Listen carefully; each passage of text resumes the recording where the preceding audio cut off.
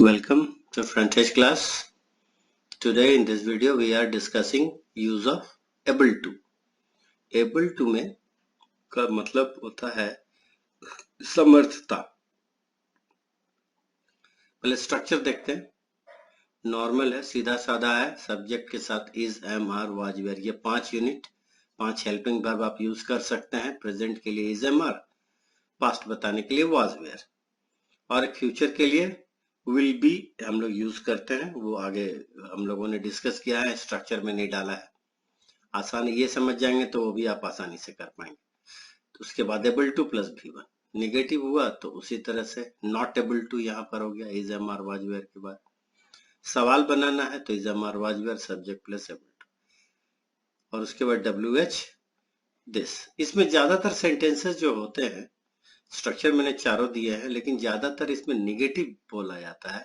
Not able to ज्यादा use होते हैं, लेकिन कभी कभी सवाल भी पूछेंगे, कभी कभी पॉजिटिव भी बोलते हैं. वो एबल टू का मतलब होता है कर सकने की काबिलियत है, कर सकने की क्षमता है. हाँ, और नॉट एबल टू काबिलियत नहीं है. आप किसी काम को कर सकते हैं या नहीं कर सकते हैं, हाँ, कर पाने की इच्छा है नहीं है, वो उसको बताने के लिए एबल टू. सेंटेंसेस आप देखेंगे तब आपको ज्यादा बेहतर समझ में आएगा. चलिए अब देखिए, मेरे पैर में दर्द है इसलिए मैं चलने में असमर्थ. आप चलना चाहते हैं लेकिन चूंकि पैर में दर्द है और नहीं चल पा रहे, तो उसको बताने के लिए एबिलिटी आप अपना बता रहे हैं अभी कि I have pain in my leg so I am not able to walk. Sameer इस काम को कर सकता है, आप कर सकता है, सो आप कैन नहीं सोचना. यहाँ पर हम लोग एबिलिटी का भी सेंस है, तो Sameer is able to do this. आप कैन बोल सकते हैं, हाँ, वो भी यूज हो सकता है. Sameer is able to do this work. मुझे नहीं लगता वह इस पेड़ पर चढ़ सकता. I don't think he is able to climb this tree. ठीक है.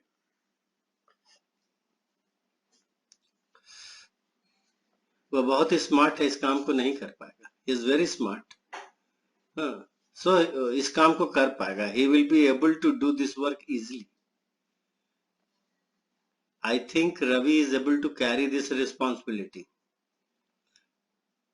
Sameer is a very capable boy. He is able to handle everything. मैं इस काम को करने में समर्थ हूं. I am able to do this work. Now I am able to take care of my family. My boys are able to handle any situation. He is from a poor family, so he is unable to pay this big amount in one go. अब negative sentences हम लोग देख लेते हैं. ये सारे positive sentences हो गए. He is not well today, so he is unable to take classes. Unable to take classes होंगे. यहाँ पर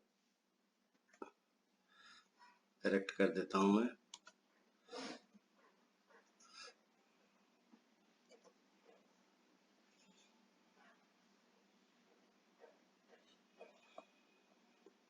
Just because of continuous rain, boys are unable to practice. अब देखिए, not able की जगह unable यूज कर रहे हैं. आप यहाँ not able, he is not able to take class.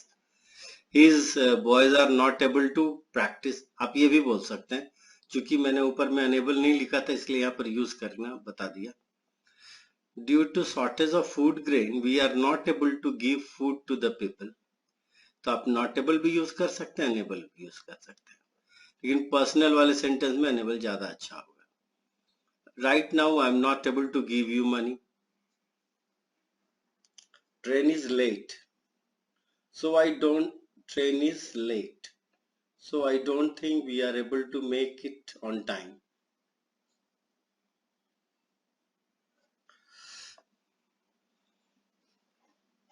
He will not be able to carry this responsibility. Here there is a spelling error. I am correcting this. Okay, now done. He will not be able to carry this responsibility. You will not be able to do any harm to him.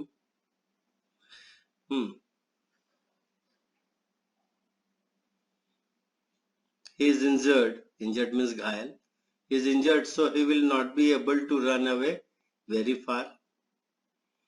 I will not be able to hold them for long. I don't think they will be able to. अब देखिए यहाँ पर will be able to आ गया, यहाँ पे will be able to use किए हैं, will not be able to. I will not be able to hold them for long.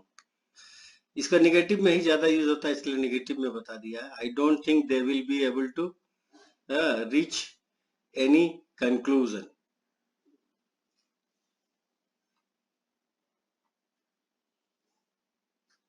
They will never be able to get over from this incident. तो will be able to भी आ गया है यहाँ पर. जब आप भविष्य के सेंस में बोलेंगे तो तीन जो will be यूजफुल मैंने बताया है वो भविष्य के सेंस में, नॉर्मल, प्रेजेंट और पास्ट के सेंस में.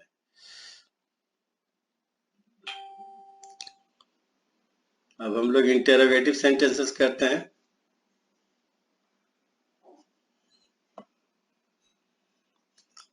Is he able to do this work? क्या वो इस काम को करने में समर्थ है? इसका आंसर आप लोग खुद बनाइएगा, मैं खुद बता दे रहा हूँ answer.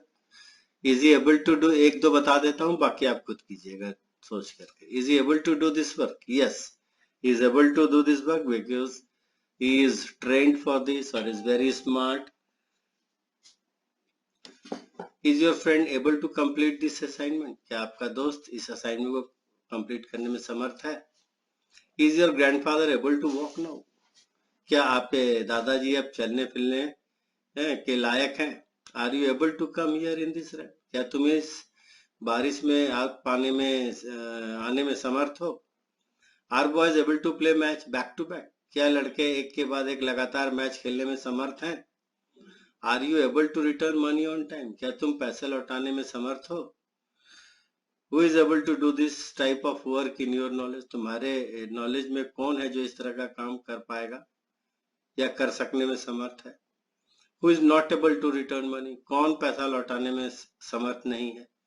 Why he is not able to clear the exam? वो एग्जाम क्लियर करने में असमर्थ क्यों है? Why you are not able to do this work? क्यों तुम इस काम को कर पाने में असमर्थ हो या क्यों नहीं कर पाओगे? How much money is she able to pay today? वो आज कितने पैसे देने में समर्थ है? How many bags are you able to carry from here? यहाँ से तुम कितने बैग ले जा पाओगे?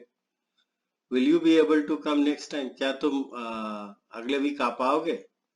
Will you be able to do anything against them? क्या तुम उनके खिलाफ कुछ कर पाओगे?